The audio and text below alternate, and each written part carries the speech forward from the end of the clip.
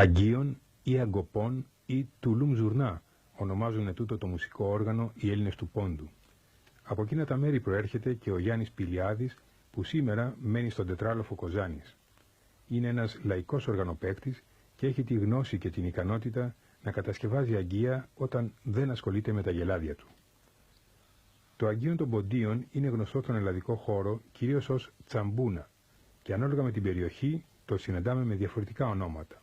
Στην Ικαρία το λένε τσαμπουνοφύλακο, στην Κεφαλονιά ασκοτσάμπουνο, στη Μάνη διπλοσάμπουνο και στην Κρήτη φλασκομαντούρα.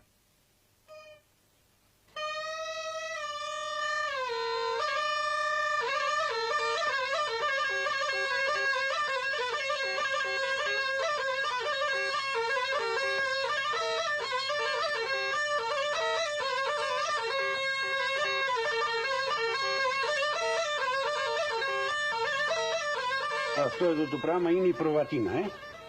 Παίρνουμε την προβατίνα όπως είναι με το μαλλί, τη δένουμε από εδώ κάτω από τα πισινά τα πόδια. Το δέρμα πρέπει να είναι άσπρο, όχι μαύρο, από μαύρη προβατίνα, από άσπρη προβατίνα.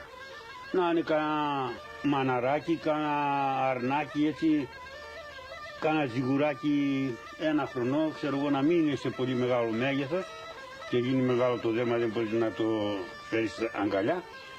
Ανάβεις τη φωτιά, παίρνεις έναν τενεκέ, βάζεις μέσα νερό, σχεδόν 3 δάχτυλα από τον τενεκέ πιο κάτω να είναι το νερό. Κάνεις ύστερα κουρκούτι με καλαμποκίσιο αλεύρι και το ανακατεύεις να βράσει καλά το κουρκούτι. Παίρνουμε από το λαιμό, το βάζουμε σε μια λεκάνη τέτοια, το δέρμα, και από εδώ από το λαιμό ρίχνουμε μέσα το κουρκούτι. Αφού το ρίξουμε όλο το κουρκούτι μέσα εδώ, το δένουμε και από εδώ πέρα πλέον και το αφήνουμε εδώ μέσα στη λεκάνη. Το σκεπάζουμε καλά, 2-3 μέρες θα είναι έτσι σκεπασμένο μέσα στη λεκάνη. Ύστερα από 3 μέρες θα πάμε, θα το ανοίξουμε, θα πάρουμε το δέρμα, θα πιάνεις την τρίχα ύστερα έτσι. Αυτό εδώ το πράγμα είναι από την τρίχα μεριά. Τραβάς και εκείνο βγαίνει η τρίχα. Βγαίνει να τραβήξεις όλη την τρίχα, τη βγάλεις και θα γίνει έτσι όπως είναι. Μόλις βγάλεις την τρίχα θα πάρεις 2-3 κιλά γάλα, πάλι θα βάλεις σε μία λεκάνη μέσα, 2 χούστες αλεύρι καθαρό από σιταρίσιο, 3 μέρες 4 θα είναι μέσα στο γάλα και μετά θα το βγάλεις και θα το φουσκώσεις, να δέσεις πόδια, χέρια, λαιμούς όλα και θα το φουσκώσεις, θα το κρεμάσεις και μόλις αρχίσει να ξεραθεί θα το τρίψεις έτσι. Θα το τρίψεις έτσι, να γίνει σαν πανί.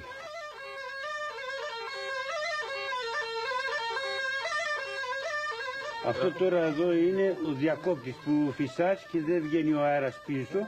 Το βάζεις εδώ πέρα και το δένεις έτσι. Έχει την ιδιότητα όταν φυσάς από εκεί αυτό ανοίγει. Πάει μέσα αέρας. Μετά το δένεις εδώ καλά. Εφόσον είναι φουσκωμένο, ύστερα ο αέρας το πιέζει και σφίγγει εδώ και δεν βγαίνει όξω ο αέρας. Είναι σαν διακόπτης. Μετά ερχόμαστε στο αγκόξυλο. Το αγκόξυλο αποτελείται από 5 κομματάκια. Το σκελετό, το ξύλο, τα 2 καλάμια που μπαίνουν μέσα με τις τρύπες και τα 2 μικρά που είναι οι γλώσσες που βγάζουν και τη φωνή, που παίζουν, και τα προσθένεις από πάνω με λίγο κερί, βάζεις λίγο κερί και εκεί να κανονίζεις τι φωνή θα βγάλει το καθένα. Αυτά εδώ τα καλάμια που βλέπετε που μπαίνουν μέσα, παίρνουμε 2 καλάμια τέτοια, αλλά να μην είναι πολύ χοντρά, να κανονίζουμε και τα 2 να χωράνε μέσα σε αυτή τη λεκάνη εδώ μέσα, στο αγκόξυλο που λέμε. Αφού τα τοποθετήσουμε εκεί μέσα όπως είναι αυτό το καλάμι, τραβάμε γραμμές όπως έρχονται τα δάχτυλά μας έτσι και μετά παίρνουμε ένα τέτοιο σύρμα. Ανοίγουμε την τρύπα έτσι και είναι έτοιμο το όργανο πλέον για να βγάλει φωνή.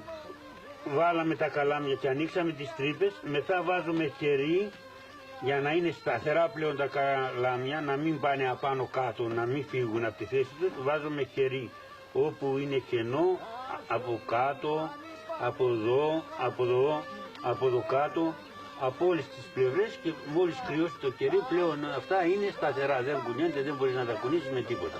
Τώρα για να κάνουμε αυτό το μικρό το καλαμάκι για να παίξει το τσιμπόν που λέμε, παίρνουμε ένα καλάμι, το κόβουμε από εδώ ακριβώς λίγο απάνω από το γόνατο που έχει. Μετά για να κάνουμε τη γλωσσούλα από εδώ που θα φυσάμε. Μετά πόσο μέγεθος θέλουμε, το κόβουμε εκεί που θέλουμε.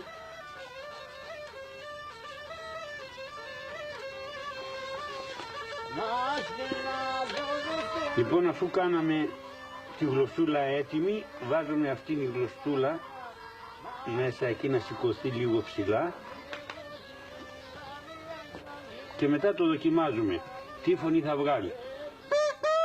Ανάλογα τι φωνή θα βγάλει, κάνεις ένα άλλο ακόμα και μετά αφού είναι και τα δύο ταιριαστά τα βάζεις στο δέρμα και ξεκινάς να παίξεις το όργανο. Εμείς στα ποντιακά το λέμε αγγείο. Το δένεις από κάτω από εδώ από το άλλο το πόδι και φυσάς από εδώ και από κάτω παίζεις.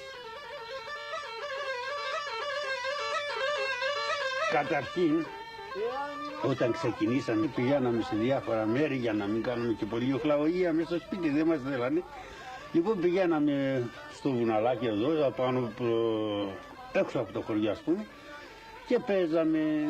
Μόλις αρχίσαμε λίγο να ξεχωρίσουμε κάποιον σκοπό, τι να δεις, αρχίσαμε να κάνουμε και χορούς έξω δεν φτιάναμε στα σπίτια, έξω στην Ήπεθρο.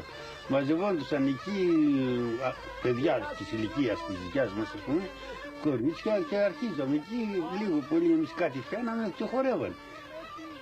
Τώρα με τόσα όργανα και δεν, εμείς τότε λίγο να κάτι έφτιανες, χαμός γίνονταν.